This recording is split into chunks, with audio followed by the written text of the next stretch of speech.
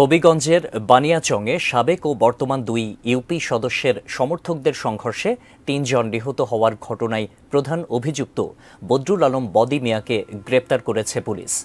শনিবার বিকেলে এক সংবাদ সম্মেলনে অতিরিক্ত পুলিশ সুপার পলাশ রঞ্জন দে জানান, ভোরে ব্রাহ্মণবাড়িয়ার নাসিরনগরের নূরপুর থেকে তাকে গ্রেপ্তার করা হয়। উদ্ধার করা হয়েছে হত্যায় ব্যবহৃত পিস্তল ও দেশীয় অস্ত্র।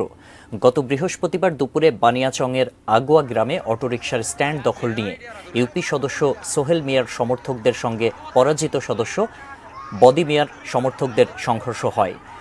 2 ঘণ্টার সংঘর্ষে বদি মিয়া ও তার সমর্থকদের হামলায় সোহেল মিয়ার 3 অনুসারী নিহত হন।